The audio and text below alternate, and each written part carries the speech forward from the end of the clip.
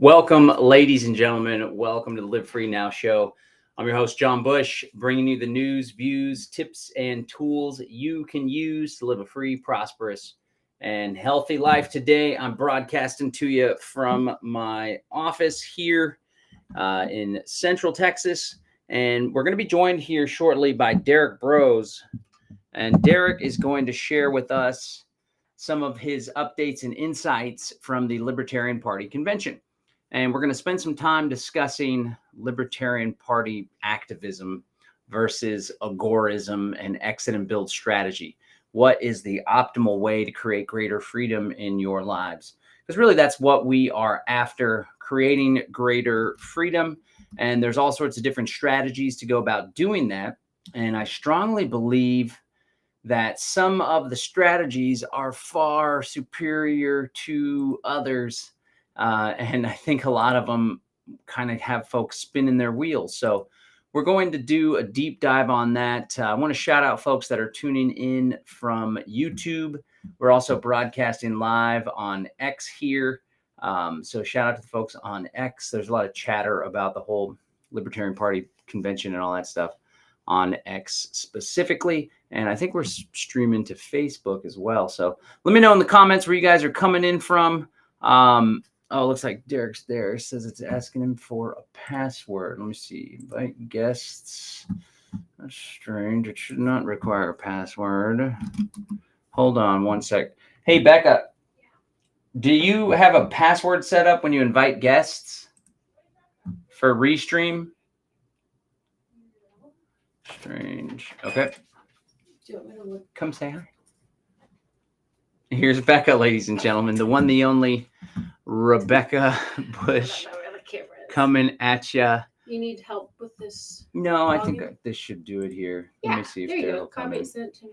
All right, go guys. Okay, yeah, we're going to be joined by Derrick Broze here in just one moment to discuss Libertarian Party activism versus agorism and exit and build strategy. So agorism is essentially counter economics. It's the idea that we should participate outside the system. We should create alternative institutions, parallel economies, as they call them. There's Derrick right there. And basically avoid politics altogether. And instead of asking for permission, begging politicians to do the right thing, we just go ahead and live free now. That's what it's all about. But Derrick is somebody that's a big proponent of agorism, exit and build strategy, and he was just at the Libertarian Party Convention, so he has a little insight into that world as well. Let's go ahead and bring him up. Derrick Broze of the Conscious Resistance. How are you, brother? I'm doing great. Can you hear me okay? Yeah. Oh, you got the Shure mic, mixing it up there. Yeah, I just got back from the LP in Washington, D.C., and you know what, John? I'm convinced that party politics is the way to go now. I think they convinced me. They won you over. They recruited you to the dark side. It was actually, in a lot of ways, sort of a, just for background for those who don't know, I've been involved in the liberty movement in the bigger way since 2010. Ron Paul's second campaign is I started waking up around that time, and I heard Ron Paul speak at the University of Houston, read Revolution Manifesto. I didn't vote for him in any of the straw polls or I didn't go to the Republican Party, but I was just watching and, like this guy is saying all the good things that I'm interested in. And I went to Tampa and I watched him get screwed over, and any little bit of hope that I had in the electoral process, especially within the main two parties, but really all of it, was dashed at that point. And I pretty much, fully on became an anarchist after that. I spoke at the Texas Libertarian Party Convention in 2016. I was actually invited to speak about agorism, so that was kind of cool. And then, of course, coming to this 2024 national convention. So that's pretty much been my only involvement in party politics, and specifically the LP. I've had friends within the movement who I knew would go to those state conventions and do the delegate process. Oh, also, when I ran for mayor of Houston, I was endorsed last year by the Harris County Libertarian Party. But again, not a member of the party. They just chose to do that.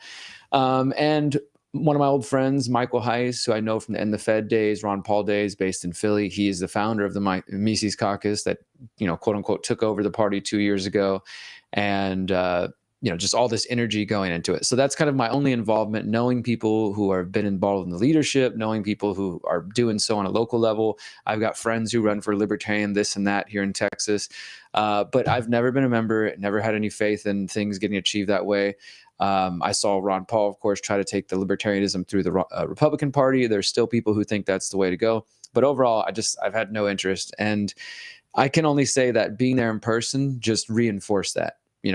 John, you know how these sort of meetings go, the Robert's Rules of Order and point of order and this and that. And like all the worst pieces of, I think, people came out like the first day, and I wasn't even in the room, but the very first day with the mainstream media there that they were having their meeting on first official day of business on Friday, there was already like a fist fight and oh my God, just people going at each other. It was already kind of happening, and it was witnessed by the mainstream. It was reported on them. So right away, everybody was stressed out, like, wow, it's been a long day. We're not getting much done in there. And the way I see that is like, this is just a small third party that's struggling to get 1%. It's, they're in all 50 states, but still they struggle to get 1%, 2%, 3% of the vote. So millions of people support them, but still, in comparison, a lot less people. And they can't even hold it together amongst themselves. And I've seen this in different ways with the liberty movement, which is, for those who don't understand, you've got this broader movement that includes people like myself and John and what we do with Exit and Build and agorism and volunteerism. And the LP is just a small part of that. I think people sometimes get this mixed up and think that like, if you're a libertarian, that must mean you're a member of the Libertarian Party.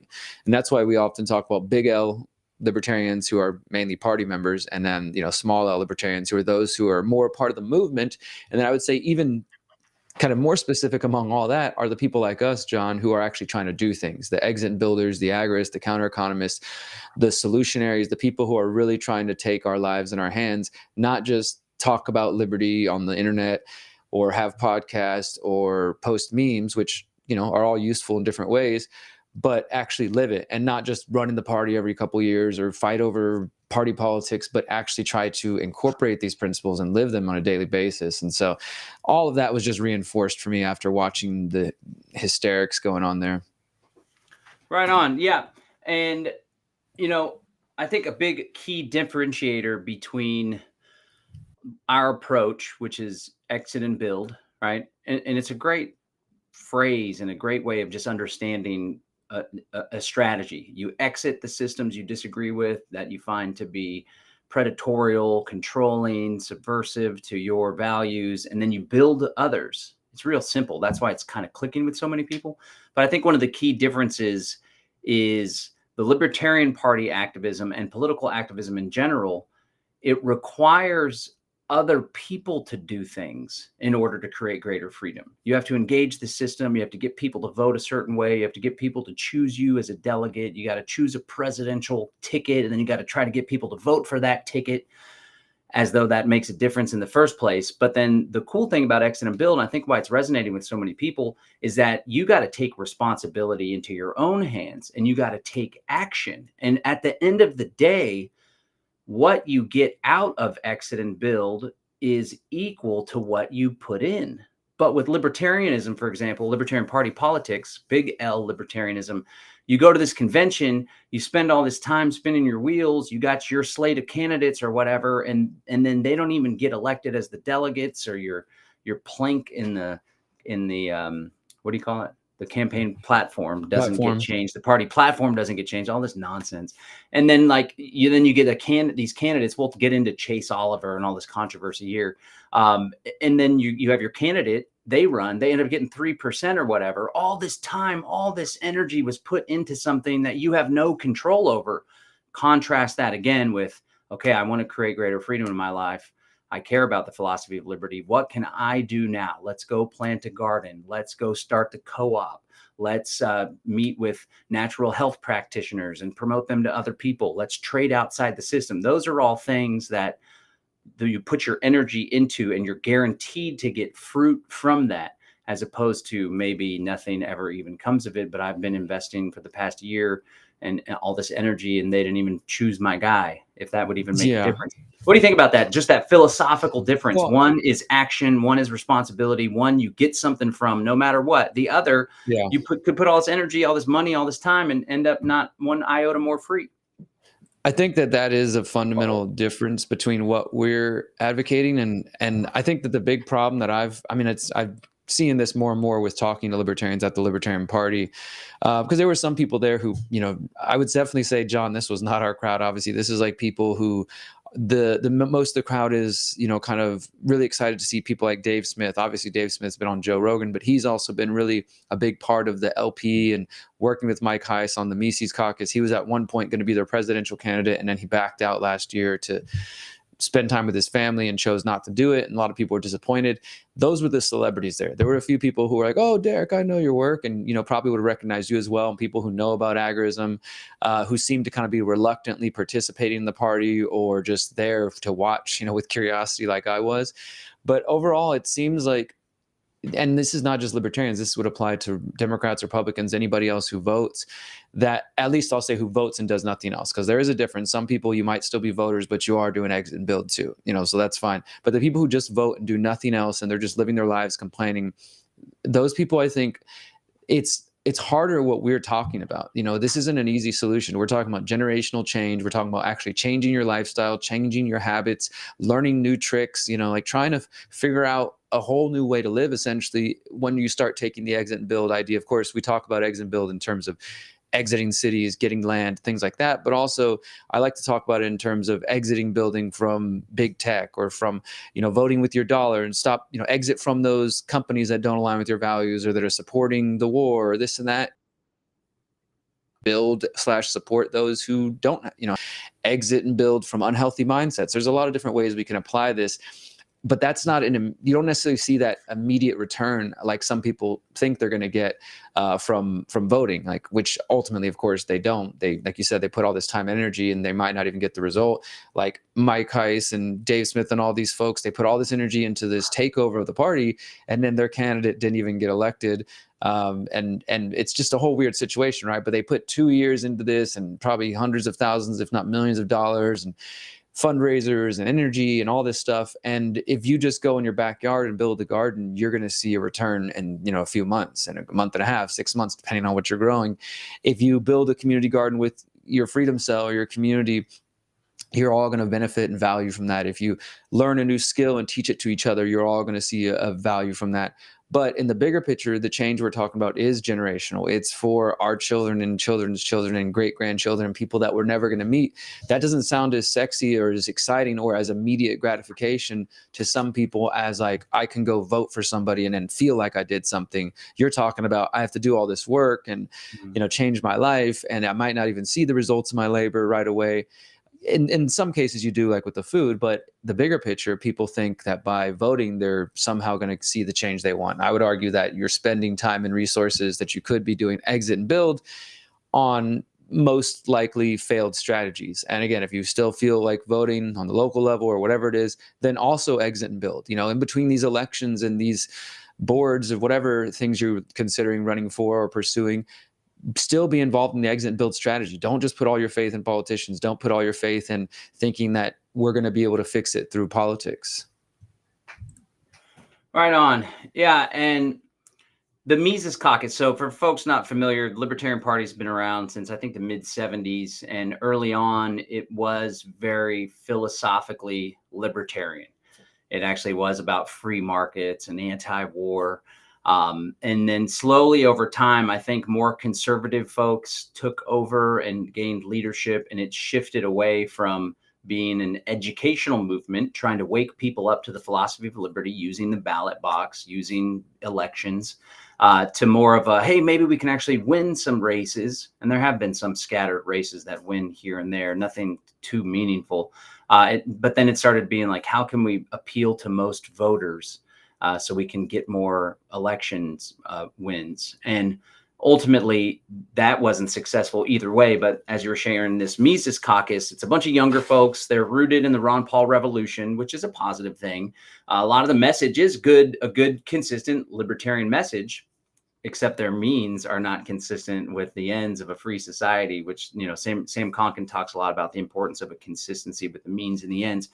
But either way, like you're saying, Mises caucus kind of took over the party. And then I think they took over last convention. This is the first big convention in an election year also. They invited Trump to speak, Angela McArdle.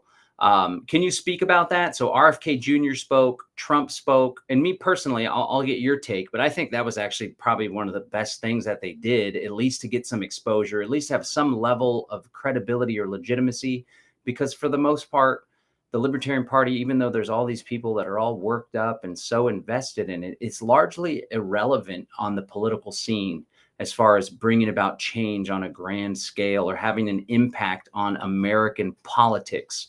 But for me, as somebody that used to do politics and was I was good at it. Like, we got stuff done. We got bills passed, and it was always about leverage and strategy and what can I do to actually make a difference instead of just spinning wheels and getting 5%, 10% if I'm lucky. So I thought having Trump speak and then pushing him to take a position on free Ross, and we can have you break all that down, him saying he wanted to pardon free Ross on his first day, whether he does it or not, that's a pretty big deal. That's something that's like has real world impact. And I thought that was probably the best thing that's come out of Libertarian Party ever, perhaps. But tell me about the convention. Tell me, what was the atmosphere like when it came to Trump and RFK Jr. speaking, which is unprecedented, having other candidates speak at the Libertarian Party convention.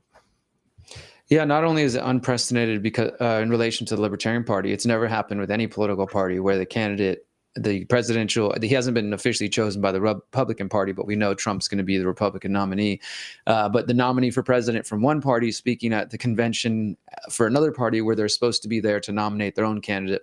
I think in terms of what you mentioned, that the strategic element of getting media attention, getting libertarianism discussed in a way that hasn't happened in a while. Like, you could see it immediately Saturday night after Trump spoke, Libertarian Party trending, Ross Ulbricht trending, Free Ross trending, discussions. Trump made a promise he was going to put libertarians in the cabinet if they help elect him. He also told the libertarians, nominate me or at least vote for me. And gratefully, I'd say from my perspective, he got booed when he said that. And I would say I was one of the people skeptical when I first heard about this announcement about Trump being there,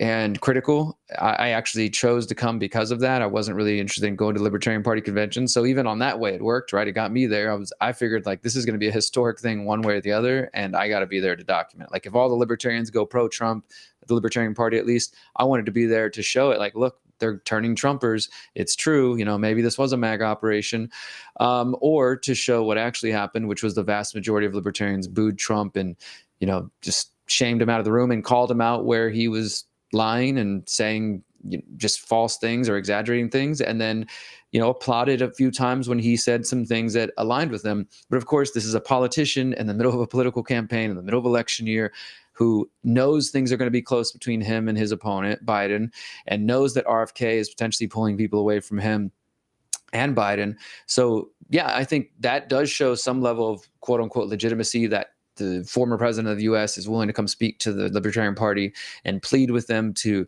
help him defeat Biden. Otherwise, it's going to be left-wing fascism. At the end of the day, for me, though, it's all political posturing. Like, I'm glad, thankful, grateful for Ross's family and for the whole cause that he was mentioned. And, if that happens, like, that would be an amazing thing. I do have my own personal concerns about if that's the one issue we decide to support Trump because of, despite all these other bad things, and Ross gets freed, but then Trump's in office and who knows what kind of bad stuff happens after that. I really do think Trump is an authoritarian in a lot of ways. But in terms of like the atmosphere, it was definitely a mix. Like when we're talking about the Mises caucus, like, it's interesting, John, because now they've sort of become the quote unquote old guard, where there have been people who, like, they took it over from the people who they thought had watered it down, and like Nicholas Sarwark, who got Gary Johnson, and Joe Jorgensen, and these other more quote unquote watered down libertarians who didn't ever say non-aggression principle, and people felt like they're not carrying on the Ron Paul message. So the caucus, as you said, was part of that. Mostly younger people now in their 30s and 40s who were there during the Ron Paul days, like taking it over, and older folks too who are part of that. But there's always been this mix of people who are like, this is, are these really Trumpers? Because of some of the messaging they use. Some of the different parties definitely have said some crazy things, I would say, over the last couple of years that do not help people who already are weary of libertarians. But then there's been this move now to kind of take it back from them, and inviting Trump was definitely one of the reasons that some people thought like, hey, we got to get rid of Angela McArdle. The Mises Caucus really is Trumpers. Oh my God, they're literally inviting Trump to speak and giving him a platform. And so, as I said, I was critical, I was skeptical of that. But to see it in person, I was honestly proud of these people who were there in person, to see them and to participate. Honestly, it was a little cathartic to boo and shame Trump as much as possible, because that's not something that he is used to. He's used to being around, of course, sycophants. And there were some of those in the room. They were in the back of the room, but they were there who were trying to be as loud as possible because they didn't want their dear leader to be, booed and on national TV. But that was the message. It would have been really disappointing, I think, from my perspective, to wake up the next day and see all the news reporting the Libertarians welcome Trump with open arms, and they choose to nominate him, or they all promise they're going to vote for him. Instead, it was Trump is booed at the Libertarian National Convention. And they're not only that, but when they're interviewing people who were booing him, they said, "Oh, well, I didn't like his stance on war. He didn't pardon Assange. He's put Fauci in charge." Like, so the issues that people like us do care about were mentioned in the mainstream. And so like all those things I think are positive. So my initial skepticism, I think they did make a good move, a bold move. I think it's also weird though. I don't know if you've seen this, John, but now Angela McArdle is not directly saying vote for Trump, but at the same time is saying vote for Trump. So this is the chair of the party. They just nominated their candidate, Chase Oliver, and whatever people think about him, there's supposed to be, if we're going to be in the political party system, this sort of get behind the candidate. That's how the Republicans and Democrats do it, right? Whether they like it or not, they all come and show up and endorse the person at the end. And instead, you're seeing a lot of libertarians who are saying, I'm going to vote for Trump instead, or, I'm leaving the party. Others who I think some people are unfairly attacking Chase Oliver on Twitter, maybe making up some things about his beliefs, but there's also some weird things he said. But overall, Angela McArdle is out there now tweeting saying, "The ball's in your court, libertarians. I brought Trump there. I knew it was the right move. And now we're going to get a libertarian in his cabinet, and Ross is going to get free. So just hold your shit together." And, basically saying just like get him in office. And so that's a really weird statement to be coming from somebody who's the chair of the party who now have their own candidate. Yeah.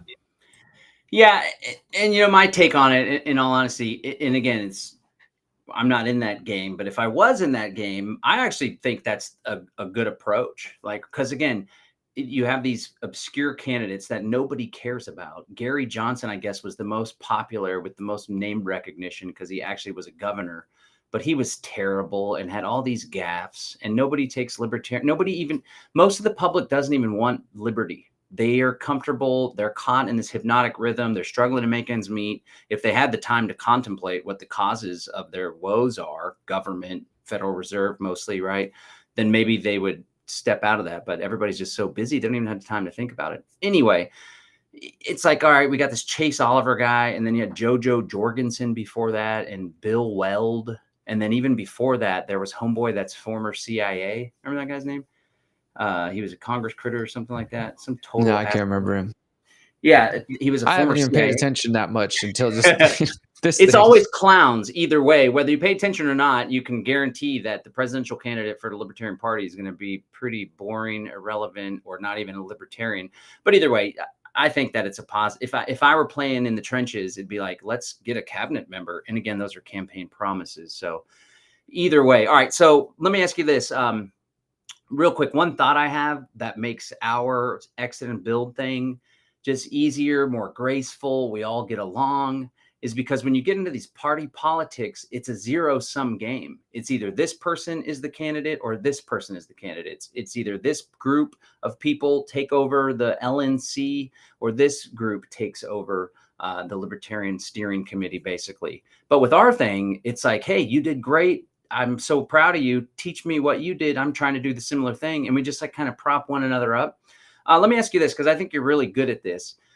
Why do you think it is that so many people do this hero worship thing with politicians? And we did it with Ron Paul at one point, right? But we kind of quickly saw this is not going to get us anywhere, to put all our faith in someone. But people do it with Trump. People do it with Dave Smith and the Libertarian Party. What do you think that's all about? And then secondly, what can we do as a movement to prop up the real heroes folks that are pushing through limiting beliefs, folks that feel a little insecure about being in a group, but they start a freedom cell group and they start getting 5-10 people to show up.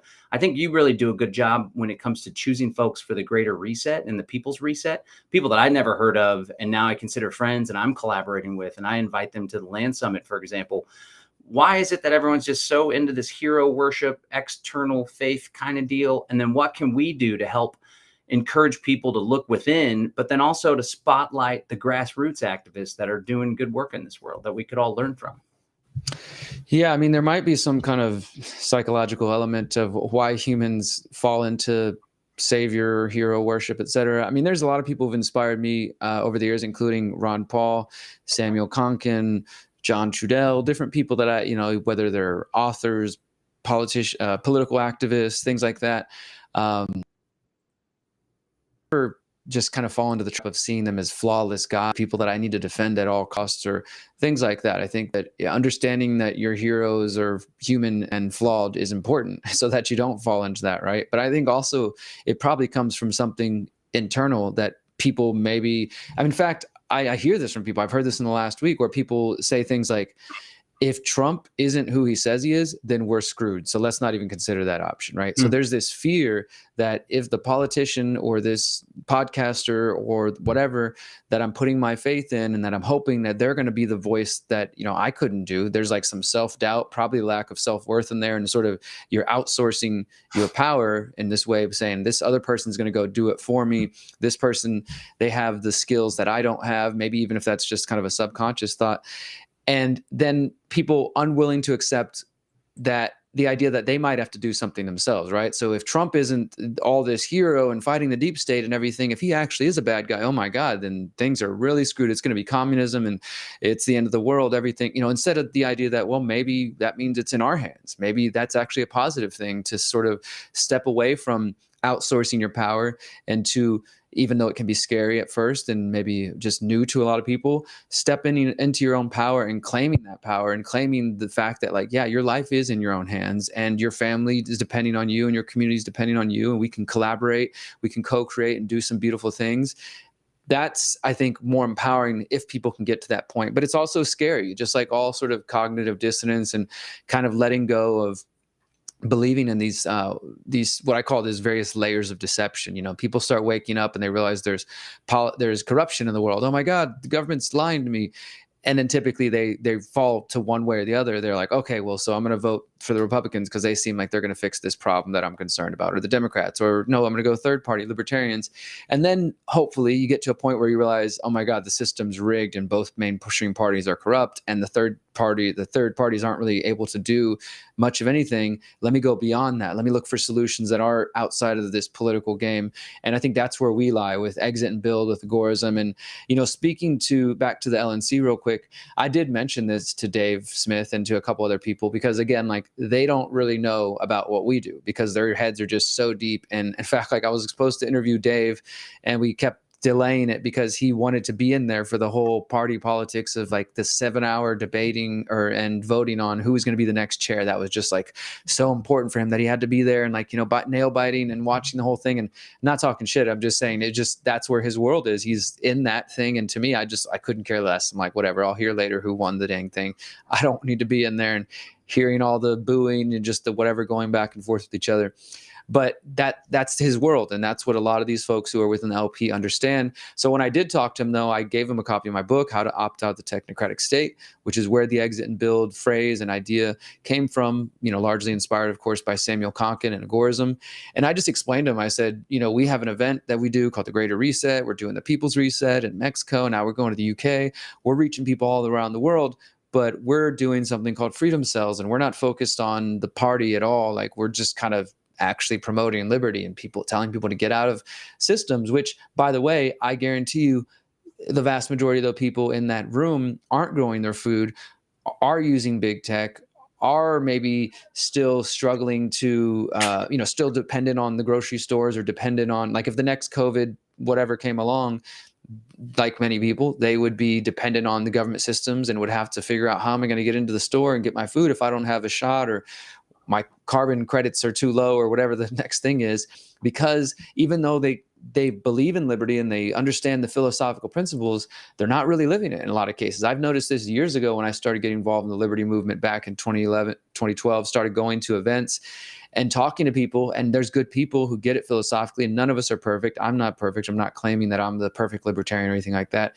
But I just don't see that particular crowd taking the steps that we're trying to advocate for people to really take their lives into their own hands and to get them to see real world results instead of waiting around for politicians. I'm hoping, and this is one of the reasons I went as well, besides to see the whole Trump spectacle, that by connecting with Dave and Clint and some of these other folks who have become bigger names and who, like, you know, they are spreading libertarianism. I don't know if it's the libertarianism I exactly agree with, but through Joe Rogan and Dave Smith being associated with that and his potential former presidential run, like, a lot of attention was paid to the Libertarian Party this year. Now, imagine if somebody like Dave and these folks became more aware of exit and build and then actually embraced it, then millions of those people might hear about that next time on Joe Rogan instead of, you know, joining the Libertarian Party or whatever.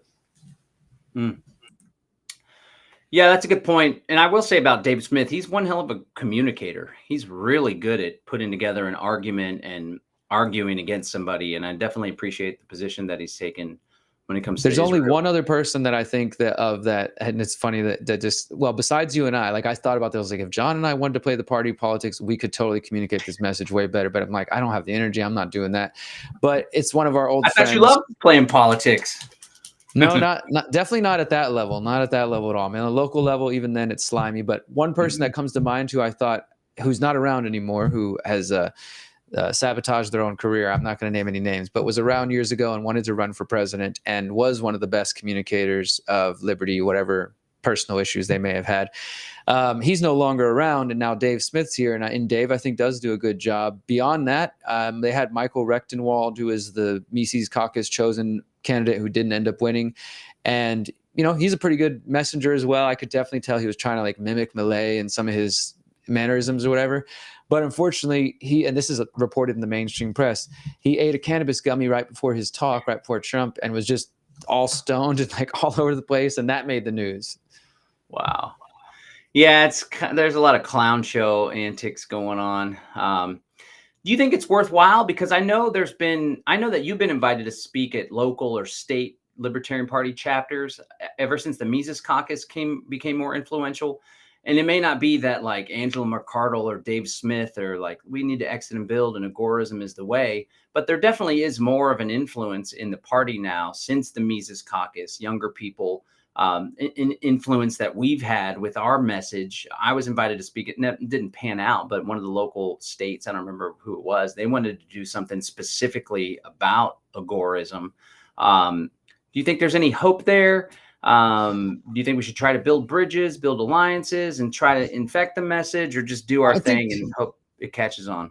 I think there's some opportunity for maybe alliances or whatever. You know, I will just name drop one of the LP chapters, and I don't know everybody there, but in Georgia, I've been invited to a couple of different things there now.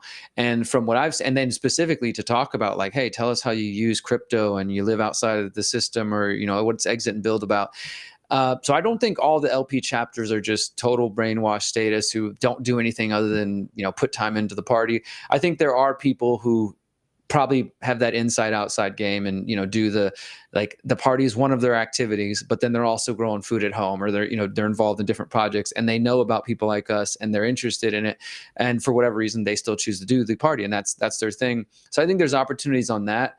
And I did, like I said, I did get endorsed and support by the Harris County Libertarian Party. They invited me to join the party. I chose not to. They invited me to run to be their chair as well. I don't think I've shared that before, but it's not my path. I don't, you know, I of course accepted the support when I was running for mayor, but anybody who's heard me talk about it before, running for mayor of Houston wasn't because I want to be mayor. It's like, hey, this is the 4th largest city. And if I fill out some paperwork, I can get on TV and radio and newspapers and talk to people all around the city and spread the ideas I care about. And I do feel like I learned a whole lot about communicating the message to quote unquote regular people, mainstreamers who don't know any of this inside baseball stuff, and they probably don't know about the greater reset, exit and build. Like, how do I communicate the message and the concerns and the issues I care about to people like that? I found that was valuable, but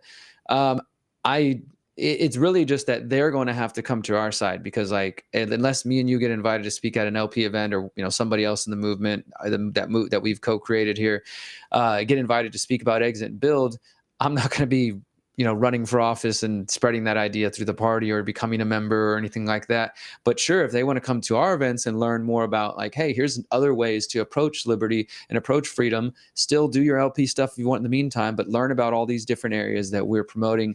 And I did mention that, as I said, the People's Reset, the Greater Reset to Dave, and told them about what we're doing, told them about the Exit and Build Land Summit, and mentioned that you had JP there. And I was like, hey, we like working with comedians, so if you think you want to come do a comedy set or something. So trying to make some extending of olive branch as well, because we've also gone back and forth a little bit on Twitter over philosophical stuff. But overall, I still feel my faith, my belief, and my path is still committed to exit and build as the solution. Like I said, I mean, I consider this whole thing to be a spectacle. RFK came, didn't get much support, but he was there.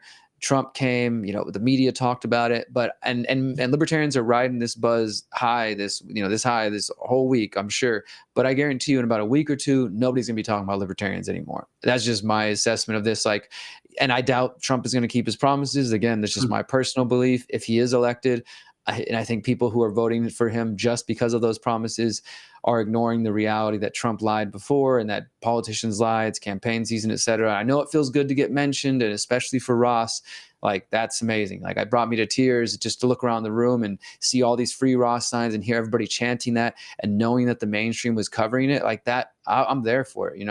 John, you were there with me in the courtroom. Like that definitely felt good.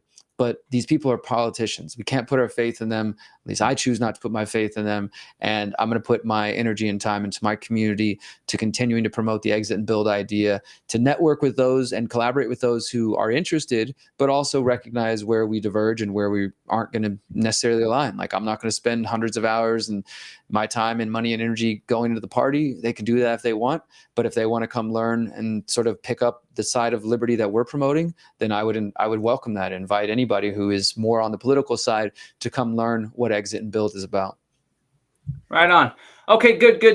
Before I let you go, what advice would you have for folks that are watching that are all in on the exit and build strategy, and they have friends in their freedom community, truth community, that are still toeing the party line, that are involved in LP politics? Maybe they're excited about RFK Jr., which a lot of folks in our camp are, or maybe even Trump. What advice would you give to them to help encourage their folks in their community to just abandon the politics, focus more heavily, or at least double down on the exit and build strategy, and not put all their hope in the political basket? What advice would you give for those folks? Yeah, sure. So first off, I would recommend let your friends know they can download my book, How to Opt Out of the Technocratic State, for free. theconsciousresistance.com/how-to, theconsciousresistance.com/how-to, to learn more about the ideas, first of all. And if you do have friends who are still playing the political game, I mean, right now it's a very tough time for all of us, because it's an election year and we're now 5 months away. It's summertime. This is when, like, rallies, politicians, like, it's going to be rough. Like, for those of us who know that this is, just a whole big sham, because this is the time when and this is what Trump said, this is the most important election ever, which I swear I've heard every 4 years of my entire life. And of course they frame it, and even more so, this is where I think the American political landscape has kind of changed, and hopefully not for danger in the future, but everything's apocalyptic terms. Like, it's either you got to defeat Trump, otherwise it's going to be right-wing authoritarianism, nationalism, which it might be, or you got to defeat Biden because he's going to bring in left-wing fascism, and it might be. But so people are just being hit hard with the political propaganda right now. So it's an especially hard time right now, I think, to convince people not to play the game at all.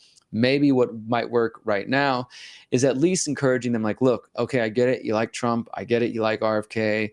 And maybe Biden, if there's a crowd out there, maybe Biden or the Green Party or whoever it is, and that's fine. Okay, I'm not going to try to convince you not to do that. Maybe if there's an opportunity to do so, but if there's no opportunity, focus instead on doing both, right? So, look, I get it. It's election season. You feel this is important. You want to defeat whoever the bad guy is, and you're going to donate to them, and you're going to put time in that.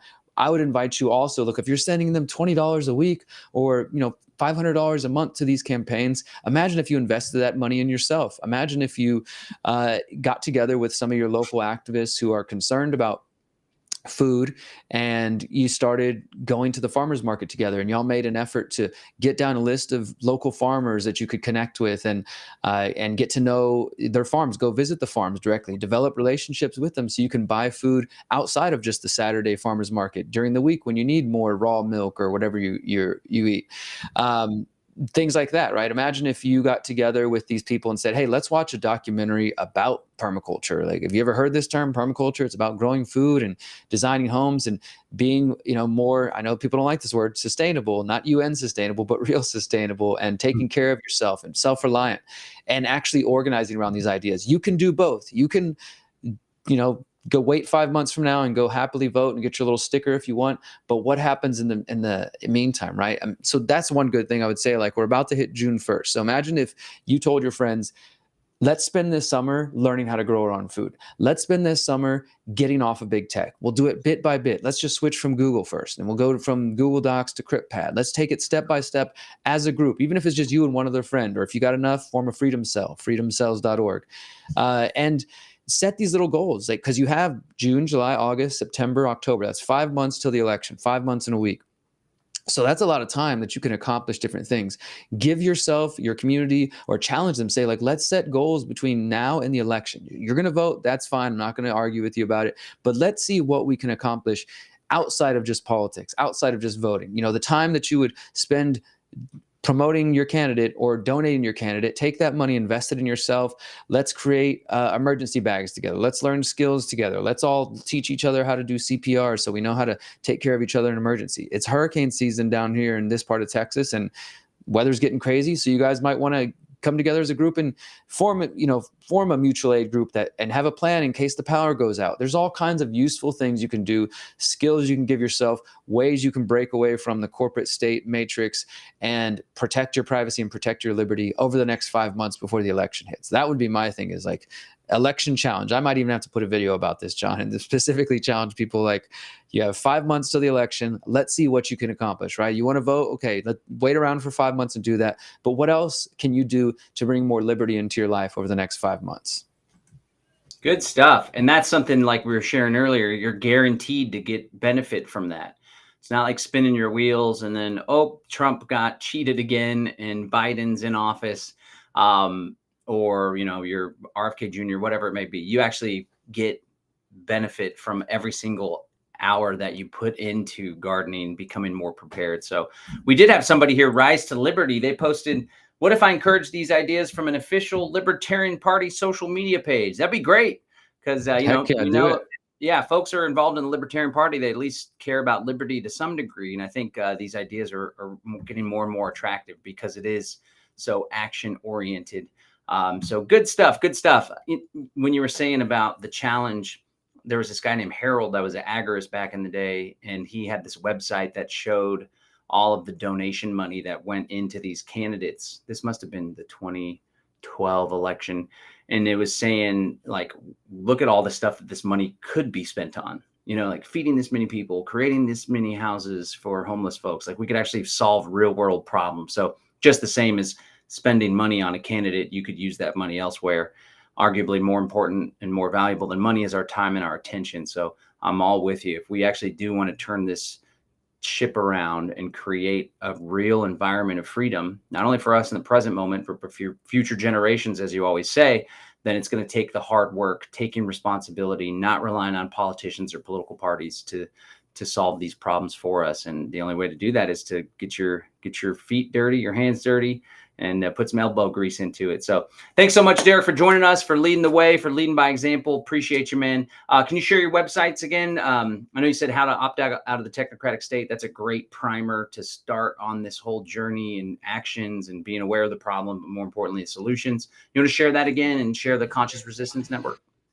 Yeah, absolutely. Thanks again, John, for having me on. I hope people will share this conversation because there's a lot of dialogue right now, not just in the LP, but, again, it's election season. So people are going to be having these thoughts. And I always feel a sense of duty every election year to put out videos about not just non-voting and saying, hey, voting's immoral or whatever, but to actually encourage people like we've been doing here to take their lives into their own hands.